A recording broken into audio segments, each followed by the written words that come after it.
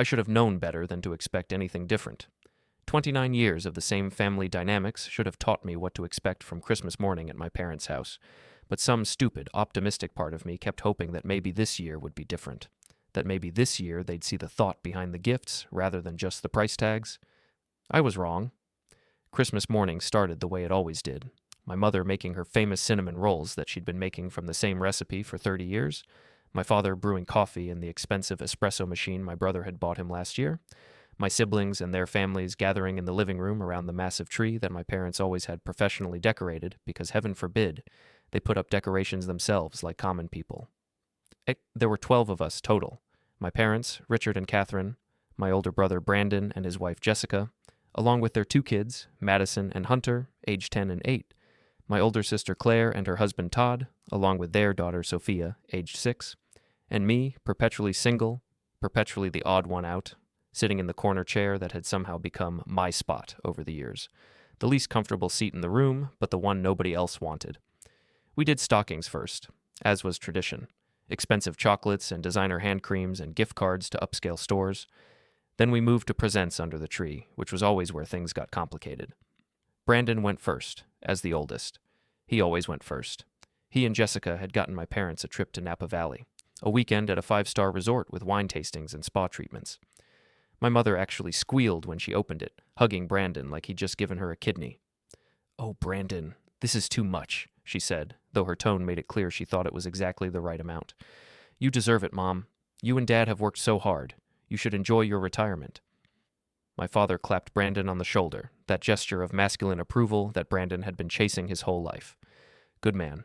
This is exactly what we needed." Claire went next. She and Todd had gotten my parents a professional family portrait session with a photographer who charged $3,000 for a day's work. The kind of portraits that would hang in the entryway, telling visitors that this was a family of substance and taste. "Claire, this is wonderful," my mother gushed. "We've been saying we need new family photos. The ones in the hallway are years old." I noticed she didn't mention that I wasn't in those photos. I'd been in graduate school when they'd been taken, too broke to fly home for a weekend just for photos, and they'd gone ahead without me. The pictures had been hanging in the hallway for 5 years now, a family of 4 instead of 5. Then it was my turn. I'd spent weeks thinking about what to get everyone. I'd handmade most of the gifts because that was what I could afford on my nonprofit salary. For my mother, I'd created a recipe book of all her mother's recipes. My grandmother had died 2 years ago, and I'd spent months tracking down family members, asking for recipes they remembered Grandma making, testing them in my tiny apartment kitchen with its single electric burner and oven that heated unevenly, writing them out by hand on nice cardstock I'd found at an art supply store, binding them in a leather journal I'd found at an estate sale and painstakingly cleaned and restored. Each recipe had a note about when Grandma would make it, who her favorite people to make it for were, any stories family members had shared about that particular dish. I'd included photos, too, pictures of Grandma cooking that I'd scanned from old albums, images of her in her kitchen surrounded by family, her hands covered in flour, her smile wide and genuine. It had taken me 4 months to complete, 4 months of calls to aunts and uncles and distant cousins, 4 months of testing recipes to make sure the measurements were right, that the instructions were clear, 4 months of handwriting each page in my best calligraphy. I'd taught myself calligraphy specifically for this project, watching YouTube tutorials late at night after work, practicing until my hand cramped. 4 months of love and effort and dedication to creating something that honored my grandmother's memory and gave my mother something irreplaceable. For my father, I'd framed a collection of old family photos I'd found in my grandmother's house when we'd been cleaning it out after she died. Pictures of him as a child with his parents and siblings, most of whom had passed away now. My father's childhood had been difficult. His father had been an alcoholic. His mother had worked 3 jobs to keep the family afloat. There had never been money for anything extra. But there had been love, and these photos captured that. His mother's hand on his shoulder at his high school graduation, his father teaching him to fish, both of them grinning at the camera despite the fact that they'd caught nothing. His siblings gathered around a birthday cake made from a boxed mix but decorated with all the love in the world. I'd spent weeks restoring these photos digitally, removing water stains and tears, adjusting the exposure so faces were clear, colorizing some of the black and white images so you could see the blue of my father's childhood eyes, the red of his mother's hair. I'd printed them professionally, it had cost me $200 I could barely afford, and arranged them in a shadow box with dates and names carefully labeled in the same calligraphy I'd learned for the recipe book. I'd written a note on the back. You came from people who loved you fiercely despite having nothing. You've become someone who has everything. I hope you remember where you came from and what actually mattered.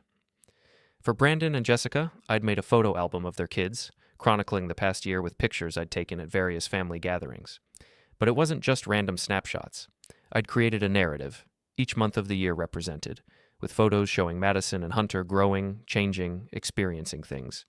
Madison losing her first tooth, Hunter learning to ride his bike without training wheels, both of them at the beach, at the zoo, at school events, at birthday parties.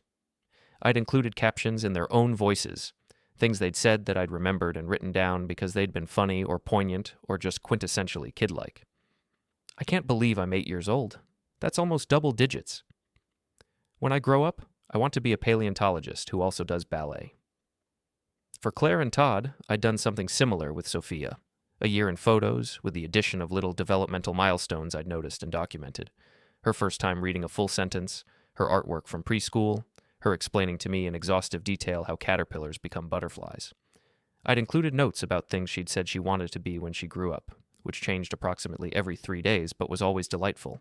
An astronaut who makes cupcakes, a veterinarian for dinosaurs, a princess who also fixes cars. For the kids, I'd made personalized storybooks where they were the heroes of their own adventures. For Madison, a story about a girl who loved science and went on a quest to find a cure for a mysterious illness affecting her village, using chemistry and biology and critical thinking. For Hunter, a story about a boy who loved video games and discovered that the skills he'd developed gaming, problem-solving, pattern recognition, strategic thinking, helped him solve real-world mysteries. For Sophia, a story about a little girl who could talk to animals and use this gift to help creatures in need. I'd written the stories specifically for each child, incorporating things I knew they loved, values I hoped they'd learn, adventures I thought would capture their imaginations. I'd illustrated them myself. I wasn't a professional artist by any means, but I'd done my best, spending hours on each page, trying to create images that would bring the stories to life. And I'd bound them into actual books with hard covers and everything, using bookbinding techniques I'd learned specifically for this project. Each gift had represented hours of work, weeks of effort, months of planning, and more love than I'd probably ever put into anything. I handed out the gifts nervously, watching as people opened them. My mother unwrapped the recipe book, flipped through a few pages, her eyes scanning the handwritten text without really reading it, and set it aside after maybe 30 seconds. "Oh, how nice. That must have taken a lot of time." The way she said time made it sound like time was a poor substitute for money, like I'd given her something from a thrift store instead of something I'd created specifically for her. My father looked at the shadow box, tilted it to catch the light, nodded once in what might have been appreciation or might have been polite acknowledgement, and said, "Interesting, very thoughtful." Then he set it down next to his chair and reached for his coffee, already moving on, already forgetting about it. Brandon and Jessica exchanged a look I couldn't quite read. Was it pity? Embarrassment? Disappointment? Jessica flipped through the photo album quickly, her smile not quite reaching her eyes, her fingers moving rapidly through the pages like she was trying to get through it as fast as possible without being overtly rude. "This is sweet. Thanks, Sam." Sweet. The word people use when they can't think of a real compliment. The word that means nice try, but not quite good enough. Claire didn't even open hers all the way. She glanced at the first page of the album, saw what it was, and immediately set it aside like it might contaminate her with its cheapness. Cute. One word. That was all my months of work earned from her. One dismissive word that said everything about what she thought of my effort. The kids, thankfully, at least seemed genuinely excited about their books. Madison immediately cracked hers open and started reading, her face lighting up with the kind of genuine joy that kids have before they learn to perform emotion. Hunter flipped through his, looking at the illustrations, grinning at seeing himself as the hero. Sophia demanded that someone read hers to her right away, bouncing with excitement in a way that made me feel like maybe, just maybe, someone appreciated what I'd done. But then Hunter said, "In that way, kids do when they're just being honest without understanding the implications or the weight their words carry. Is this all we get from Aunt Sam? Just a book? Madison got an iPad from Mom and Dad, and it came in this huge box with a bow and everything. And I got a new gaming system that cost like $500. This is just a book?" "Hunter, that's rude," Jessica said, but her tone was mild, perfunctory, like she was correcting him because she was supposed to, but didn't actually think he was wrong. Like she agreed with the sentiment even if she wouldn't say it herself. Aunt Sam worked very hard on these gifts. They're special because they're made just for you. But Madison got an iPad, Hunter repeated, because kids are nothing if not persistent when they think they've identified an injustice. An iPad costs lots of money. This is just a book that Aunt Sam made. Why didn't Aunt Sam give us something real? The silence that followed was excruciating. I felt my face burning, felt everyone's eyes on me, felt the weight of my inadequacy settling over the room like a fog. Something real. As if what I'd made wasn't real. As if hours of work and love and careful attention to each child's personality weren't real. As if the only thing that was real was money spent. Some people, my father said, and his tone was carefully neutral in a way that was somehow worse than if he'd just been openly critical, show their love through time and effort rather than through purchased gifts. There's nothing wrong with that. But everything about his tone, his expression, the way he wouldn't quite meet my eyes, said that there absolutely was something wrong with that. Said that in this family, in this social circle, in this life they'd built, purchased gifts were how you showed you cared. Expensive purchased gifts. Gifts that came in big boxes with designer labels. Gifts that cost as much as some people's monthly rent. Time and effort were what you gave when you couldn't afford anything better. Time and effort were the consolation prize. I think they're wonderful, I said quietly, hearing the defensiveness in my own voice and hating it. Hating that I had to defend gifts I'd put my heart into. Hating that I was being made to feel like I'd done something wrong by creating something personal instead of buying something expensive. I put a lot of thought into them.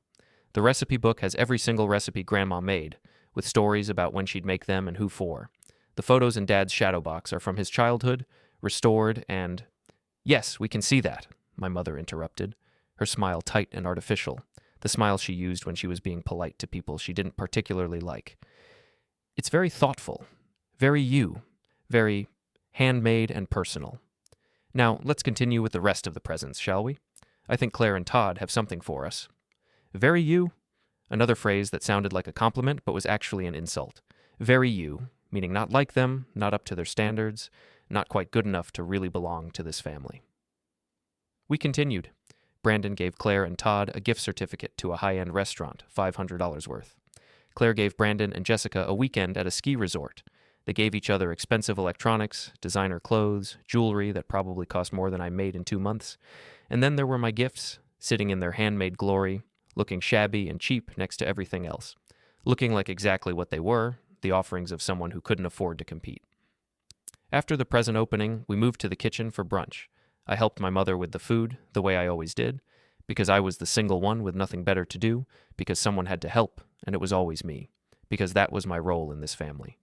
The helper, the one who showed up early and left late and did the dishes and never complained, while everyone else sat in the living room talking and laughing and enjoying their expensive gifts, I was in the kitchen arranging fruit on a platter, brewing more coffee, making sure everything was perfect for them. As I was arranging strawberries in concentric circles on a serving dish, because my mother insisted that presentation mattered, that food should be beautiful before it was eaten, that we weren't savages who just threw food on plates, I heard them talking in the next room.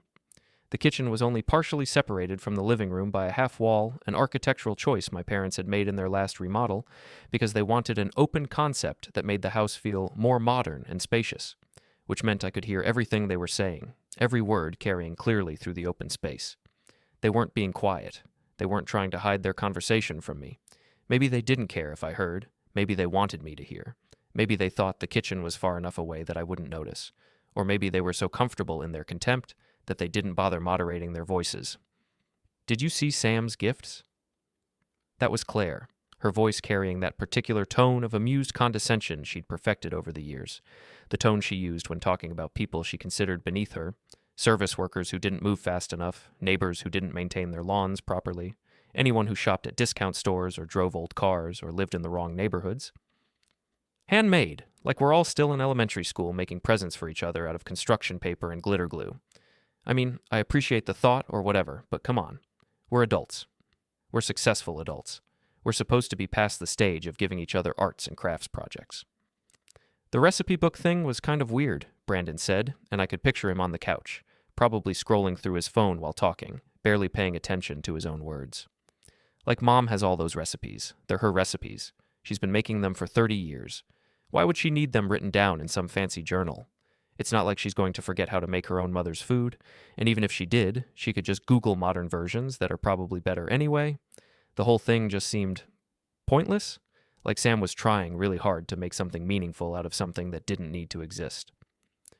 It's because Sam can't afford real gifts, Jessica said, and her voice was lower than the others, like she had at least some awareness that what she was saying was unkind, but not enough awareness to actually stop herself from saying it. I mean, working at that nonprofit, making what, $40,000 a year? Maybe $45,000 if they're lucky? No wonder everything is handmade. It's all they can afford.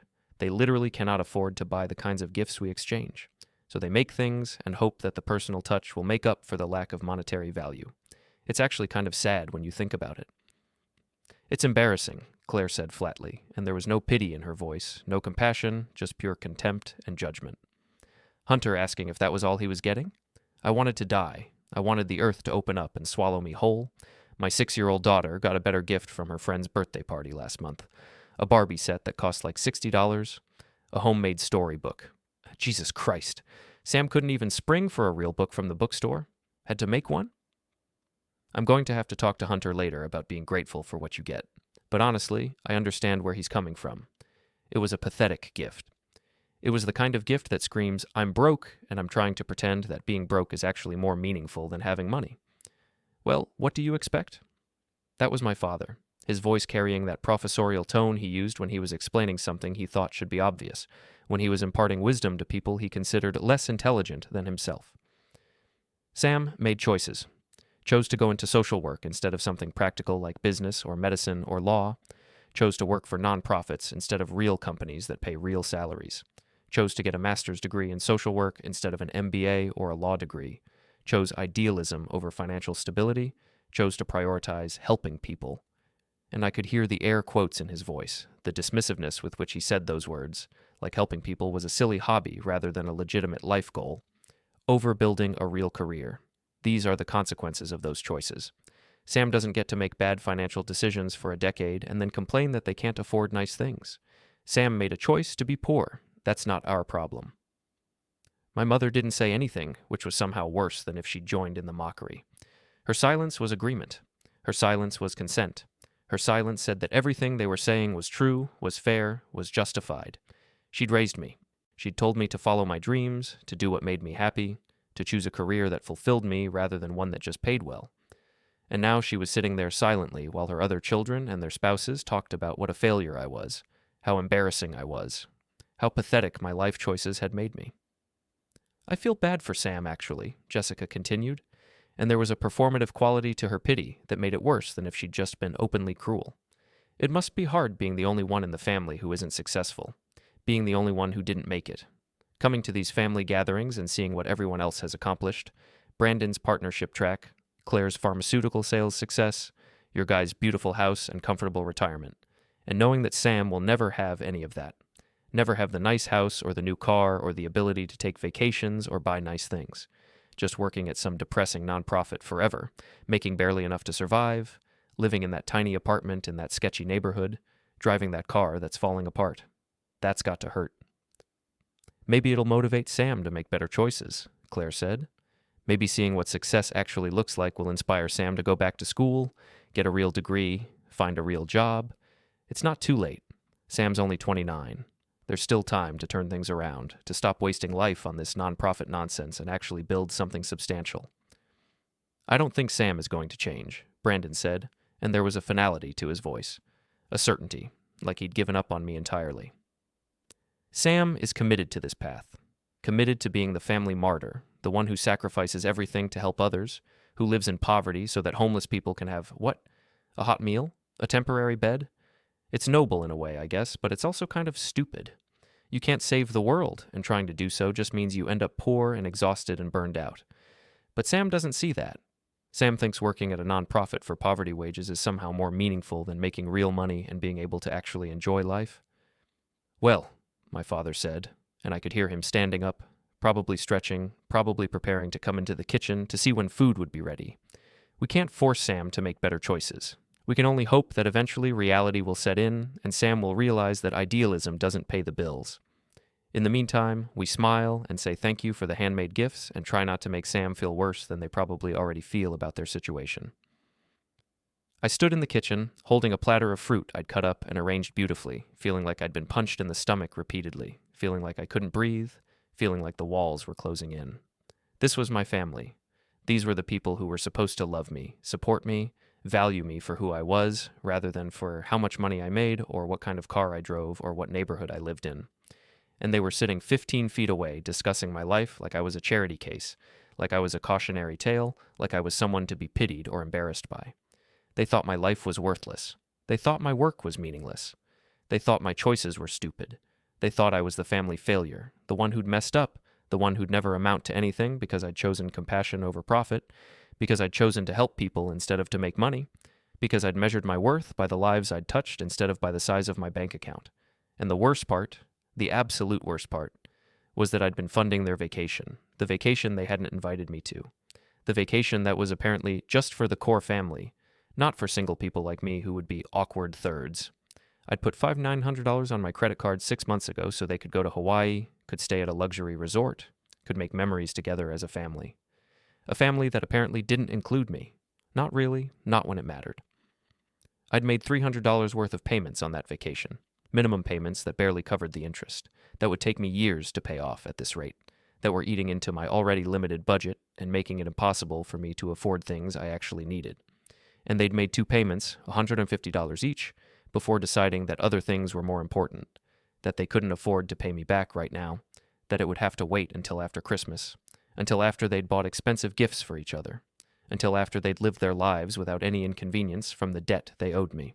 I stood in the kitchen, holding a platter of fruit I'd cut up, feeling like I'd been punched in the stomach. This was my family. These were people who were supposed to love me, support me, value me for who I was, rather than for how much money I made. And they were sitting in the next room discussing my Christmas gifts like they were evaluating my worth as a person based on my ability to purchase expensive things. I set down the platter carefully, precisely, and took a deep breath. Then another. Then I pulled out my phone and opened my banking app. There was something they didn't know, something I'd never told them because it had never seemed relevant, because I'd never wanted to throw it in their faces, because I'd been raised to believe that helping family was just what you did without keeping score. 6 months ago, my parents had called me in a panic. They'd wanted to book a family vacation, a big Christmas trip to Hawaii for everyone, a week at a luxury resort, something to make memories and bring the family together. The problem was that their credit card had been maxed out with some unexpected home repairs, and they couldn't get approved for another one because they were already carrying too much debt. Could I help? They'd asked. Just temporarily. Just put it on my card, and they'd pay me back monthly. They'd pay the minimum payments, plus a little extra. It would all be paid off by next Christmas. They promised. And I'd said yes. Because that's what you did for family, right? You helped them out when they needed it, even if it meant putting $900 on your credit card for a vacation you weren't even invited on, because it was just for the core family, parents and their children's families, not single people who'd just be awkward thirds. I'd put the $500 through $900 on my card. They'd made exactly 2 payments. The minimum payment, $150 each time. For the past 4 months, they'd made excuses. The holidays were expensive. The kids needed things for school. There was an unexpected car repair. They'd pay me back after Christmas, definitely after Christmas, once things calmed down. And now they were sitting in the next room mocking my gifts because I couldn't afford to spend money I didn't have. Couldn't afford it because $900 of my credit limit was tied up in their vacation. Couldn't afford it because I was making payments on a trip I hadn't been invited to while they were giving each other $1,000 gifts. I opened my credit card app and found the customer service number. Then I walked outside to the back porch where I could have some privacy. The customer service representative answered on the 3rd ring. Thank you for calling. How can I help you today? Hi, yes, I need to report my card as stolen. Oh no, I'm so sorry to hear that. Let me help you with that right away. Can you verify your identity for me? I went through the verification process. Name, social security number, mother's maiden name, all of it. Then the representative said, I'm going to cancel this card immediately and send you a new one. It should arrive in 7 to 10 business days. Now, I see there's a balance of $6,240 on this account. The new card will have the same account number, so you'll still need to make payments, but no new charges can be made until you receive and activate the new card. That's perfect, thank you. Is there anything else I can help you with today? No, that's everything. I hung up and stood on the porch for a long moment, looking out at my parents' perfectly manicured backyard, their pool covered for winter, their outdoor furniture stored away until spring. A backyard that was bigger than my entire apartment, a house that was worth probably 20 times what I'd ever be able to afford. And they were in there mocking me for being poor, for making handmade gifts because I couldn't afford expensive ones, for choosing to help people instead of choosing to make money. I went back inside, helped serve brunch, sat through the meal making small talk and pretending I hadn't heard anything, pretending everything was fine. No one seemed to notice anything different. Why would they? They were too busy discussing their plans for the rest of the holiday season, the parties they were attending, the trips they were taking. Claire and Todd were taking Sophia to Disney World in February. Brandon and Jessica were planning a spring break trip to Mexico. My parents were still glowing about their upcoming Napa Valley weekend, and all of those trips, I realized, were probably being funded at least partially by credit. The same way the Hawaii vacation had been funded, living beyond their means, accumulating debt, and expecting it would all work out somehow because it always had before. I left right after brunch, claiming I had a headache. My mother gave me a distracted hug. My father waved from the couch. Brandon and Claire were too busy with their kids to really say goodbye. As I drove home to my small apartment in my 10-year-old car, I felt something settle inside me. Not quite peace, but something adjacent to it. A sense that I'd done what needed to be done, that I'd set a boundary, even if they didn't know it yet. They'd find out soon enough. The text started at 6:47 a.m. the next morning. I was already awake. I'd barely slept, my mind racing through scenarios of how this was going to play out, alternating between satisfaction and guilt, and back to satisfaction again. The first message in the family group chat was from my mother. Mom. Did anyone else's card get declined at the airport? I stared at that message for a long moment. The airport. They were trying to leave for Hawaii today. The trip they'd booked on my card 6 months ago. The trip they'd made 2 minimum payments toward and then conveniently forgot about. The messages started coming in rapid succession after that. Claire. What do you mean declined? Mom. I mean declined. I tried to pay for parking and the card was declined. I tried 3 times. Brandon. That's weird. Try a different card? Mom. We don't have a different card. Not one with enough credit limit for this trip. Claire. Wait, what card are you using? Mom. The one we put the vacation on. But it's not working. Brandon. Which card is that? There was a pause. I could almost see my mother's face as she realized what she'd have to admit. Mom. It's on Sam's card. Another pause. Longer this time. Brandon. On Sam's card? Like Sam is paying for this vacation? Mom. We're paying Sam back. We've been making payments. Claire. How much is this trip? Mom. That's not the point right now. The point is the card isn't working and we're supposed to board in 2 hours and we can't even park the car. I watched the messages pile up, feeling a strange detachment. This was really happening. The consequences were really hitting. And some part of me was amazed at how little guilt I actually felt. Dad. I'm calling the credit card company. 20 minutes passed. I got up, made coffee, took a shower. When I checked my phone again, there were 47 new messages in the group chat. Dad. The card has been reported stolen and canceled. Brandon. Stolen? Did Sam's wallet get stolen? Claire. Someone must have used Sam's card fraudulently. Mom. But the charges for the vacation were legitimate. We authorized them. This doesn't make sense. Dad. I called the card company. The cardholder reported it stolen yesterday afternoon. New card is being sent.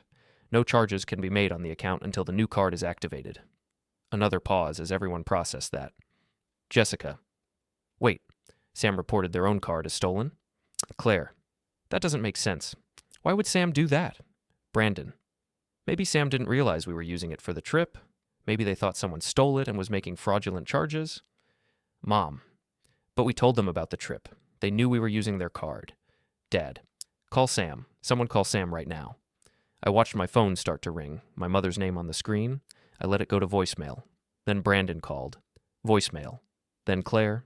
Voicemail. Back to the group chat. Brandon. Sam's not answering. Claire. Try texting them directly. My phone exploded with individual text messages. Mom. Sam, call me immediately. There's been a problem with your card. Brandon. Dude, call Mom. Something's wrong with your credit card. Claire. Sam, this isn't funny.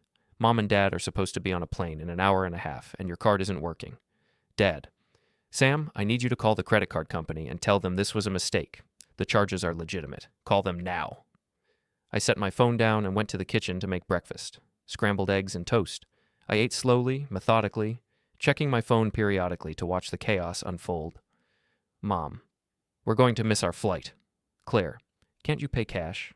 Dad, for a week in Hawaii, for 5 rooms at a luxury resort, with meals and activities? Do you have $6,000 in cash lying around, Claire? Claire, no, I just meant... Brandon, can you use my card? Mom, your card doesn't have a high enough limit, Brandon. We looked into this 6 months ago when we were booking. None of our cards have enough available credit except Sam's. Jessica, wait, so this entire trip was being funded by Sam's credit card? Mom, we were paying Sam back. Brandon, how much have you paid back? Silence in the chat for a full 5 minutes. Claire, Mom, how much have you paid Sam? Mom, $300? Jessica, you paid back $300 out of $5,900? Mom, we've been busy. The holidays are expensive. We were going to pay more after the trip. Brandon, so let me get this straight. Sam put almost $6,000 on their credit card for a family vacation that Sam wasn't even invited to. You've paid back $300 in 6 months. And yesterday at Christmas, we all sat around mocking Sam's homemade gifts because Sam can't afford to buy expensive presents. Do I have that right? The silence was deafening. Claire, oh my God. Jessica, Brandon, tell me we didn't... Brandon, we absolutely did. We sat there talking about how embarrassing Sam's gifts were while Sam was in the next room, while Sam has been carrying almost $6,000 of debt for a vacation they weren't invited to. Dad, this is not the time for guilt. We need to figure out what to do about this trip. We're going to miss the flight. Claire, Dad, I think we're missing the bigger issue here. Dad, the bigger issue is that we have a non-refundable vacation that we're about to lose because Sam decided to cancel their credit card at the worst possible time. Mom, Sam must not have realized we were leaving today. This has to be a misunderstanding. Brandon, is it though? Is it really a misunderstanding? Or did Sam hear us yesterday and decide they'd had enough? Claire, Sam wouldn't do that. Sam isn't vindictive. Jessica, are you sure about that? Because from where I'm sitting, this seems pretty deliberate. My phone rang again. This time it was Brandon. Against my better judgment, I answered. Sam, thank God. Listen, we have a situation. I know about the situation, I said calmly. I created the situation. Silence on the other end, then, what? I reported my card as stolen yesterday afternoon, after I heard you all talking about my gifts, after I heard you mocking me for being poor and making homemade presents, after I realized that I'm making payments on a vacation I wasn't invited to while you're giving each other $1,000 gifts and complaining that mine were cheap. Sam, that's not, we didn't mean... You did mean it. You absolutely meant it. And you know what? That's fine. You're entitled to your opinions about my life choices and my financial situation, but you're not entitled to my money. You're not entitled to use my credit card for your expensive vacation while mocking my inability to buy expensive gifts. So I canceled the card. The new one will arrive at my apartment in 7 to 10 business days. You won't have access to it. But the trip you didn't invite me to, the trip you expected me to fund while excluding me from, that trip? Sam, come on. Be reasonable. Mom and Dad have been looking forward to this for months. The kids have been excited. We're at the airport right now. We're supposed to board in an hour. Then I guess you should have made sure you had a way to pay for it that didn't depend on the credit card of the family member you were planning to mock. We didn't mock you. Brandon, I heard you. I was in the kitchen. You weren't exactly being quiet. Embarrassing. Like elementary school. Can't afford real gifts. Ring any bells? Another long silence. Sam, I'm sorry. We're all sorry. That was shitty of us. But please, don't punish Mom and Dad for something we said.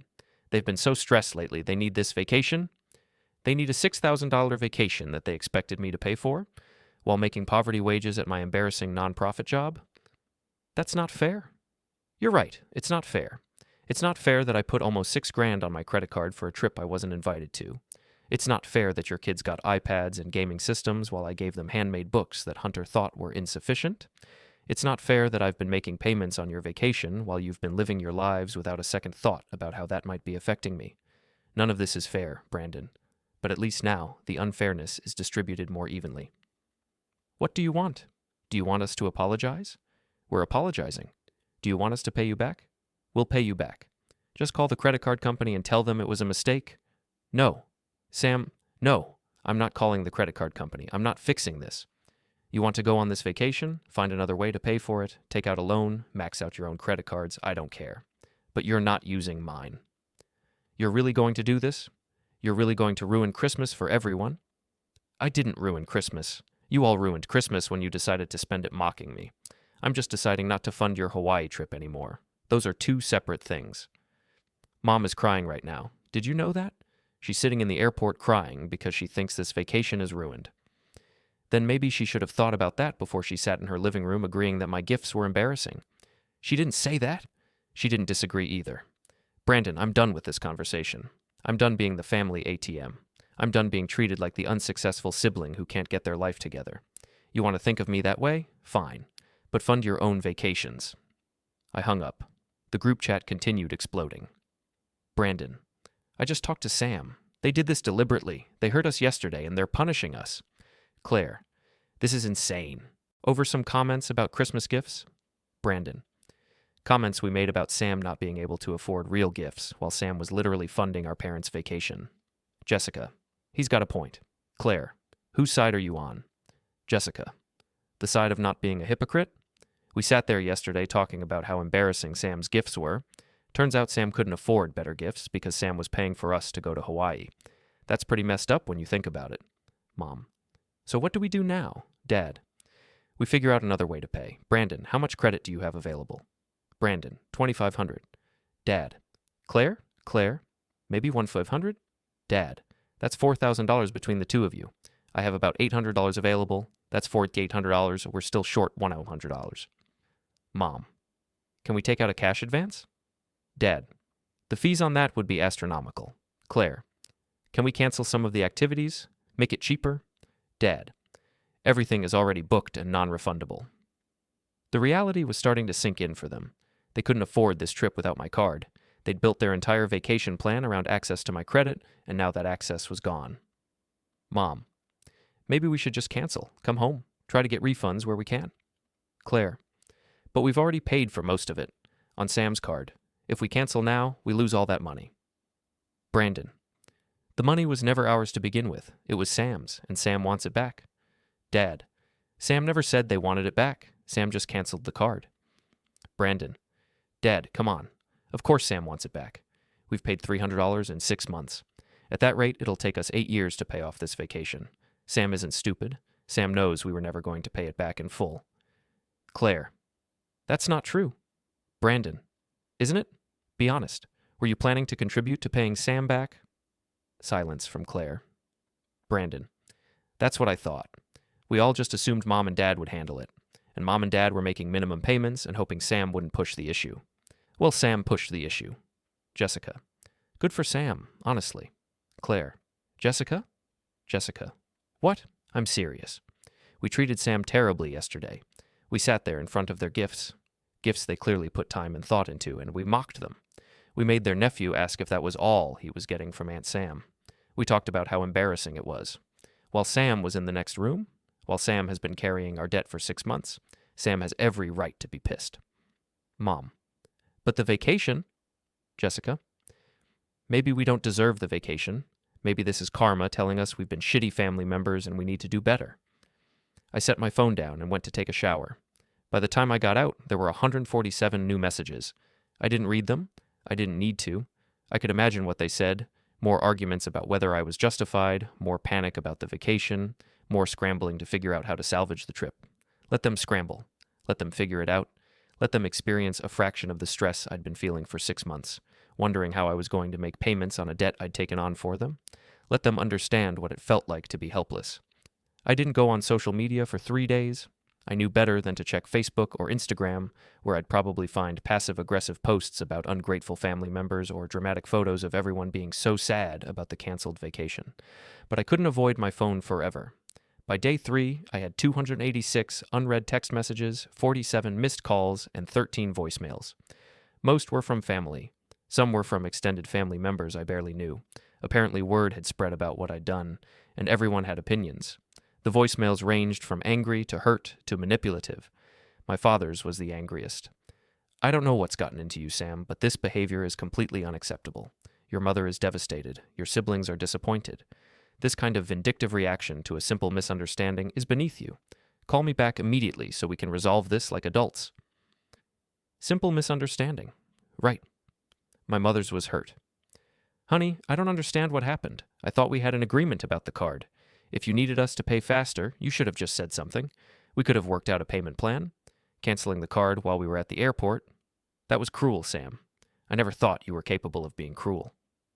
Claire's was manipulative. Sam, Sophia keeps asking why we didn't go to Hawaii. She was so excited to swim with dolphins. How do I explain to a 6-year-old that her aunt canceled our vacation because she was mad about Christmas presents? She doesn't understand adult drama. She just knows she was supposed to go on a special trip, and now she can't. Thanks for that memory. Brandon's was the only one that sounded remotely self-aware. Sam, I get it. We fucked up. We said shitty things, and we took advantage of your generosity. You have every right to be mad, but I wish you'd talk to us first instead of just nuking everything. Can we please talk? I want to make this right. I didn't return any of the calls. Instead, I sent one message to the family group chat. Me. I'm not discussing this in a group chat. If you want to talk to me individually, like adults, you can call or text. But I'm not engaging in a group pile-on where everyone gets to tell me how terrible I am. Also, regarding the credit card debt, I expect full repayment within 6 months. That's approximately $1,000 per month. If you can't manage that between the 5 of you, Mom, Dad, Brandon, Claire, and spouses, then you'll need to make other arrangements, but the debt needs to be paid. I'll send you a formal payment plan. Then I muted the group chat. The individual messages started immediately.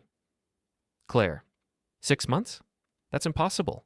We can't come up with $1,000 a month? Me, you were going to Hawaii for a week. That suggests you have some discretionary income. Reallocate it. Claire, we have bills. We have a mortgage. We have Sophia's school tuition. Me, you have 6 months. Figure it out. I've been making payments on your vacation for half a year while working for a nonprofit. You work for a pharmaceutical company. You can figure it out. Brandon, Sam, can we please talk about this in person? Me, what's there to talk about? You owe me money. I want it back. That's the entire conversation. Brandon, I want to apologize. Properly, not over text. Me, apology noted. Payment plan stands. Mom, sweetie, this is tearing the family apart. Me, the family was already torn apart. Yesterday just made it visible. Mom, that's not true. We're a close family. We just had a disagreement. Me, Mom, you didn't invite me on the family vacation. You had me fund it, but you didn't invite me. How is that being a close family? Mom, it was just for immediate families. You don't have a family yet. Me, I am your family. I'm your child. But apparently I'm only family when you need something from me. She didn't respond to that. My father tried a different approach. Dad, Sam, I'm willing to work out a payment plan, but 6 months is unreasonable. We need at least 2 years. Me, you've had 6 months and you've paid $300. At that rate, 2 years gets me $100 or $200. That's not a payment plan, that's a donation. 6 months or I file in small claims court. Dad, you wouldn't dare. Me, try me. I wasn't actually sure if I would file in small claims court. The idea of dragging my family through that felt exhausting. But I needed them to believe I would. I needed them to take this seriously. Over the next few days, the family dynamics shifted dramatically. Extended family members started reaching out. Aunts, uncles, cousins I hadn't talked to in years. Some were supportive. Aunt Linda, I heard what happened. Good for you for standing up for yourself. Your parents have always been too focused on appearances. Cousin Miguel, dude, your family sounds toxic. I'm sorry they treated you like that. Others were critical.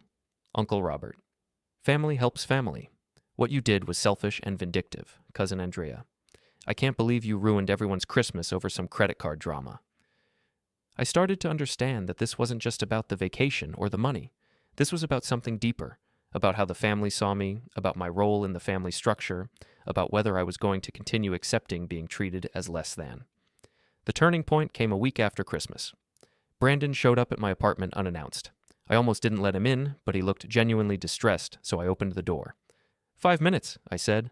That's all you get. He came in and stood in my small living room, looking around at my modest furniture, my small TV, my bookshelf full of library books, taking in how I actually lived versus how he probably imagined I lived. Jessica left me, he said finally. I hadn't been expecting that. What? After the airport thing, after we had to cancel the vacation.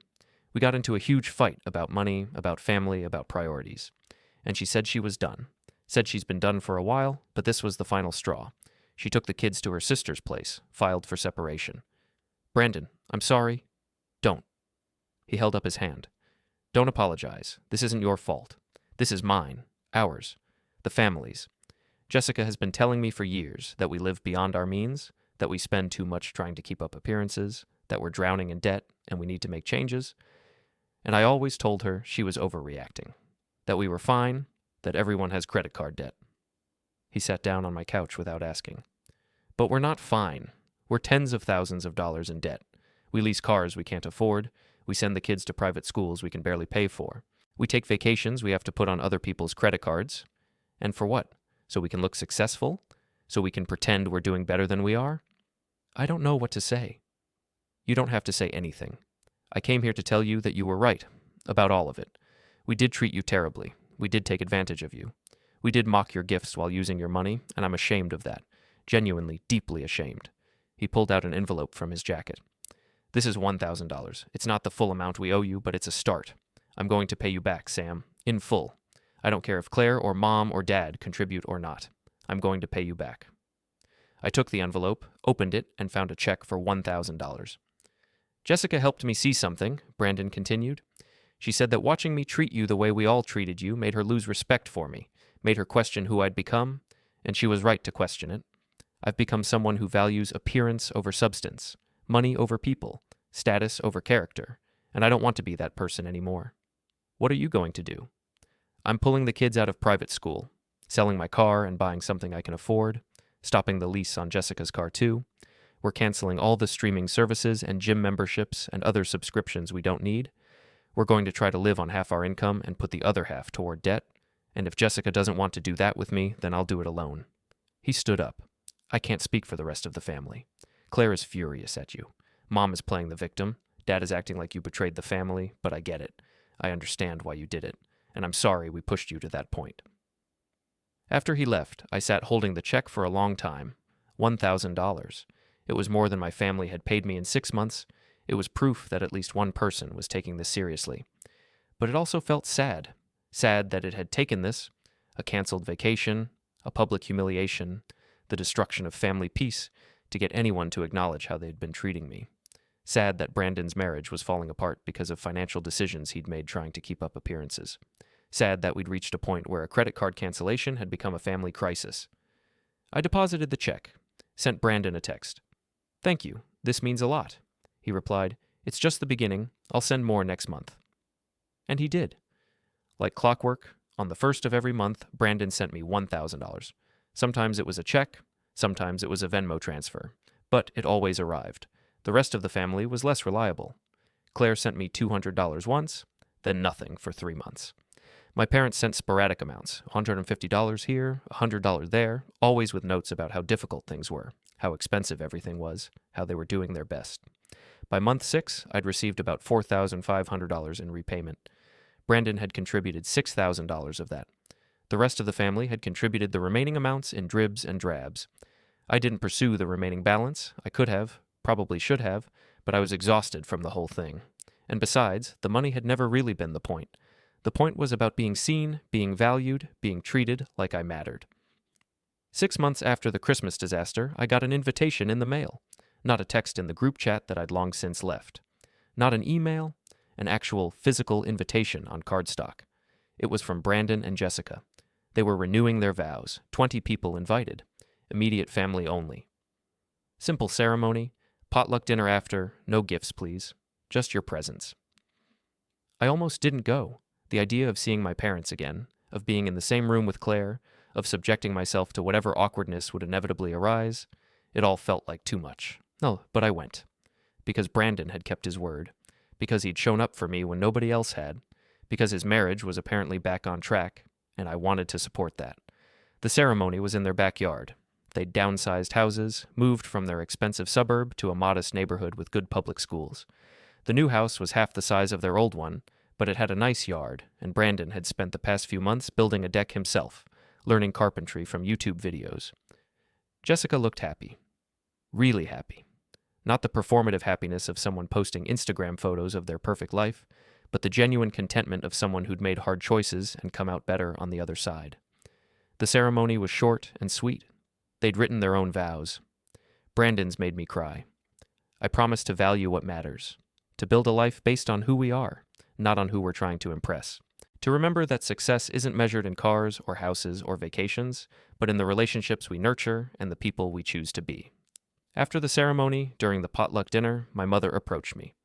We hadn't spoken directly since Christmas, though I'd seen her comments on social media, passive-aggressive posts about family members who hold grudges, and the importance of forgiveness. "Sam," she said, "can we talk?" We went to a quiet corner of the yard. For a long moment, she didn't say anything, just looked at me with an expression I couldn't quite read. "I've been angry with you," she finally said. "For 6 months, I've been angry, felt betrayed, felt like you were punishing us out of proportion to what happened." "Okay." But watching Brandon and Jessica today, watching how much happier they are now that they've simplified their lives, I'm starting to understand something. She paused, choosing her words carefully. "We raised you kids to value things we thought mattered. Success, status, appearance. We pushed you toward careers that would make good money, toward lifestyles that would look impressive to others. And 2 of you followed that path. But you didn't, Sam. You chose something different. And instead of respecting that choice, we treated it as a failure. Yeah. The thing is, you were right. You've been right all along. Brandon has $85,000 in credit card debt. Did you know that? Claire has $60,000. Your father and I have $120,000 between our cards, our home equity line, and the reverse mortgage we took out last year. We're all drowning in debt because we've been trying to maintain a lifestyle we can't actually afford. Meanwhile, you live in a small apartment and work for a nonprofit, and have more financial stability than any of us because you live within your means. I don't need you to validate my choices, Mom. I know you don't, but I need to say it anyway. I'm sorry, Sam. I'm sorry for how we treated you. I'm sorry for mocking your gifts. I'm sorry for using your credit card and not paying you back properly. I'm sorry for not inviting you on the vacation. I'm sorry for treating you like you were less than because you chose compassion over profit."